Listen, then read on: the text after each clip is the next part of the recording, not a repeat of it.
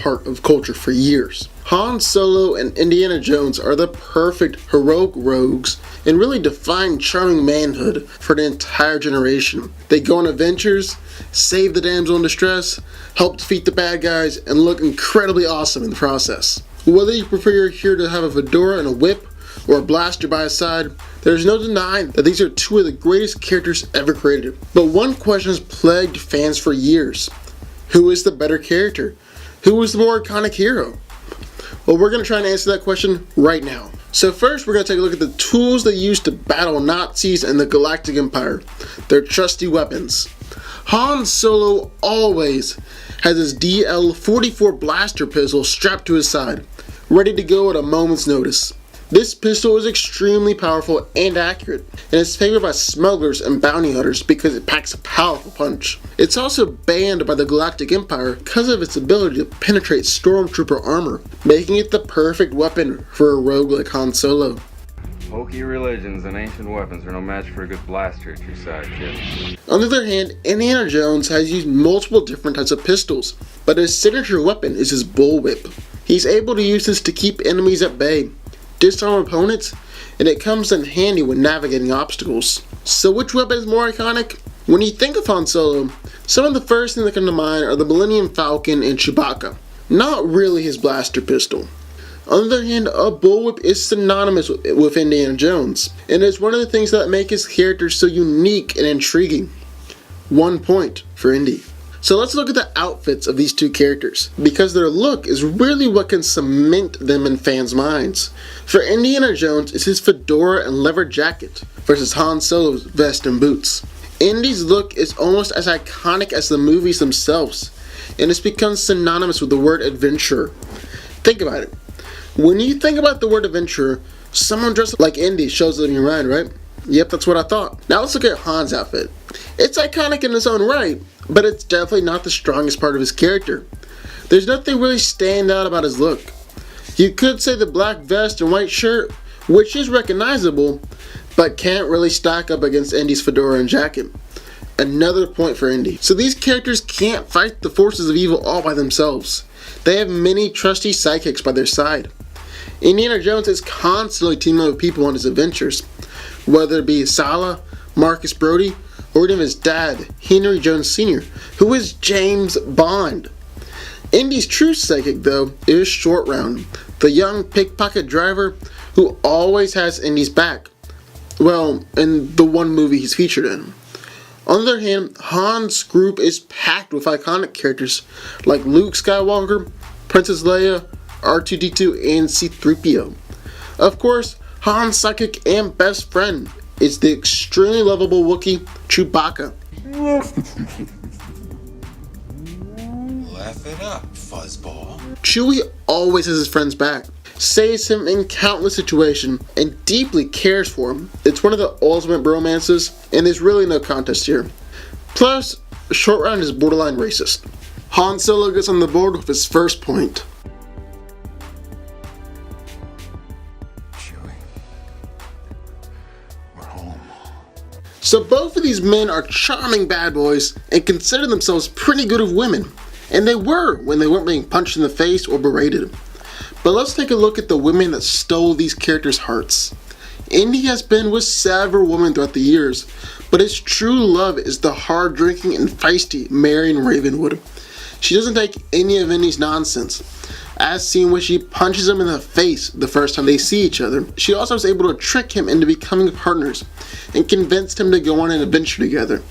She's also not dependent on Indy and is a strong character in her own right, like when she's shown out drinking guys, holding her own in fights, and attempting to escape after being captured.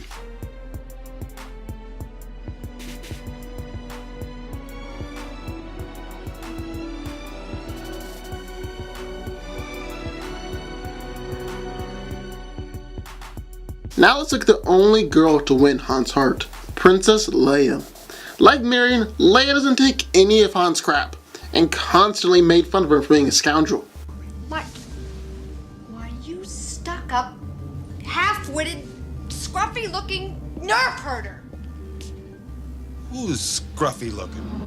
She also saves Han and Luke. like when she blasts open the grate leading the garbage chute, to when she sneaks into Jabba the Hutt's palace to rescue Han. Not only that, but she also made Han a better man. Han asked Chewie to care for Leia before he's frozen in carbonite, and is even willing to step down and let Leia pursue her relationship with Luke. You know, before they realized they were brother and sister. This was an incredibly close call, but I have to give the slight edge to Han and Leia, because they make each other better, and they only have eyes for each other, while Indy has had several other women. It's all tied up now at 2-2. I love you. I know. Now Indy is a talented guy, and is able to fly biplanes, ride horses, drive minecarts, and basically any vehicle that he comes across. He doesn't really have one trademark vehicle, but his versatility is important to his character. Plus, it makes for some absolutely incredible chase scenes.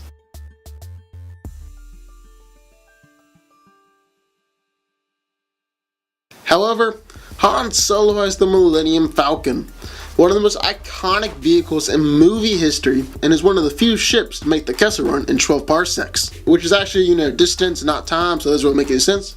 That's a whole nother discussion. For good. This is a Millennium Falcon. You're Han Solo. I used to be. Han Solo, the rebellion general? No, the smuggler. Wasn't he a war hero? This is a ship that made the Kessel Run in 14 parsecs. 12! 14. So this is really no contest at all. I mean, it's the Millennium Falcon. Come on, it has to win. Here's the real question. If these two characters met in a fight, who would win? So let's break this fight down. Both are impressive and scrappy fighters, able to take different scenarios and turn them to their advantage. Han Solo has been a smuggler for many years, and before that he was a soldier, so it's safe to assume that he has been in many hand-to-hand fights. This doesn't mean that he can beat Indy though. Throughout most of his movies, Indiana Jones is fighting countless enemies, taking them on all by himself. He's a resilient fist fighter, able to get beaten down by men twice his size and still get back up and continue fighting. So while we have seen Solo get down and dirty with stormtroopers before, he mostly relies upon his trusty blaster. Indiana Jones, on the other hand, spends most of his movies beating up countless people with just his two fists. Indy will definitely win in a hand-to-hand fight. However, these guys won't just be using their fist, as they will also have their trusty weapons at their side. Indiana Jones has his bullwhip and pistol, while Han always has his DL-44 blaster with him. So first, let's take a look at Han's blaster. Like I said, the DL-44 is a powerful and accurate blaster pistol. It's able to hold up 50 shots, and if you get hit, you're pretty much done. However, the blaster bolts are surprisingly slow, as Mythbusters showed us. It can only travel 130 miles per hour, or 58 meters per second. It's not quite slow enough to dodge, but that speed is nothing compared to Indy's Smith & Wesson pistol, which is able to fire at 232 meters per second. While Indy does have his pistol, he really favors his bullwhip. A whip can be an extremely dangerous weapon, able to break the sound barrier as it is lashed out.